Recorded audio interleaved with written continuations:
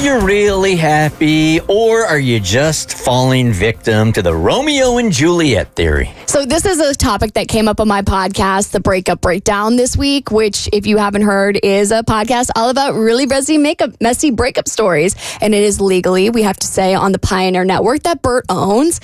And this week I had a story that was based off of a group of friends that had gone into this cabin weekend together.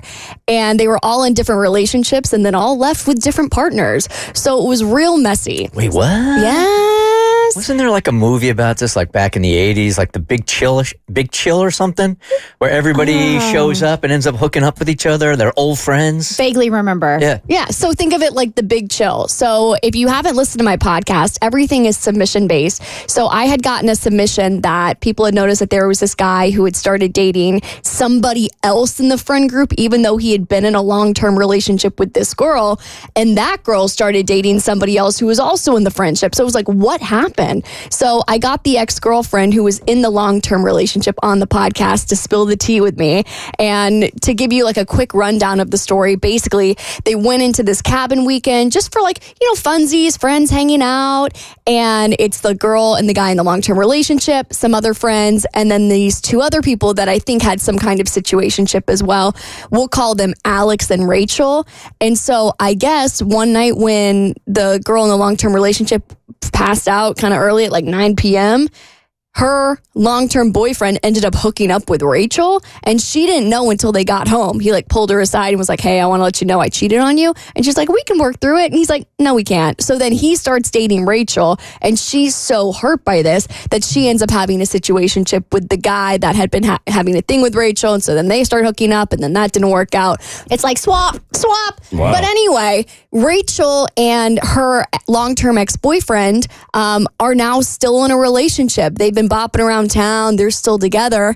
And it brought up this concept that you may or may not have heard of called the Romeo and Juliet theory. And basically, this theory states that if you have some kind of external force telling you shouldn't be together, or if something goes wrong in your relationship that gets you to this relationship, it's going to bring two people closer together, and it's going to make you feel like you have to double down and not break up with this person, even if there's a little bit of trouble, even if you feel like it's not quite right, because you want to stick to the man and prove to everybody that you cheating on your long-term girlfriend of 7 years was not a waste. Oh, I see. Exactly. I see. And people will accept it more. If you cheated, they'll accept it more if you end up with the one you cheated with. Yes. It's sort of a way to balance out that moral justification. So on my podcast this week, we also do a bonus episode where we talk about how it relates to other things. We talked about how it related to the Kirk Cousins draft with the Falcons,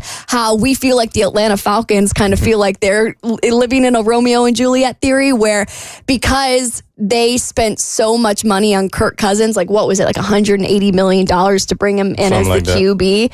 They're going to ensure that it works, which is probably why they brought in that extra QB, because even if Kirk isn't really doing all the things he should be doing as a QB, if they have some other dude that they feel like they have potential with, then it won't matter. Backup plan. They should put extra QB on his jersey, not even his last name. just in case QB. Like the backup QB. But then we also talked about, the Falcons, how it relates to them, but we also talked about the Tortured Poets department and why I think Taylor Swift stayed with Maddie Healy longer than she should have because of this theory, because everybody was looking at her saying, why are you with this man? He's not good for you.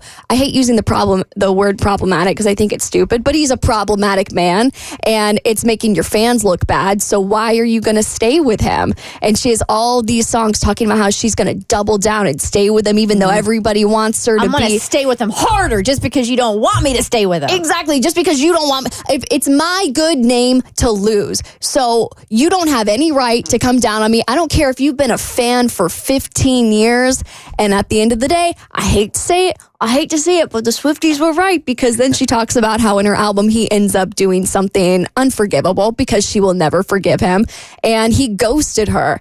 And so I think it's a lesson to all that if you feel like you have to double down and dig your heels in about your relationship because everybody in your life is telling you this person's not good for you, chances are they probably aren't. Yeah. Take it from Romeo and Juliet. Yeah, I've been in these before where you just dig in, like you want to prove to everybody that you know you better than they know you. So you stick it out in a situation which you know is not right, but you double down on it. Yeah, so chances are they know you better than you know yourself. But if you like messy breakup stories, you can check out the Breakup Breakdown podcast wherever you get your podcast. We got a lot of fun stories, like the time a guy wrote a letter to his ex-girlfriend in his own blood. That was wild. Okay. Oh. And He was committed to getting up there. was committed. And the time her ex was sharing her nudes on Reddit without her consent. Scary stuff. The Bert Show.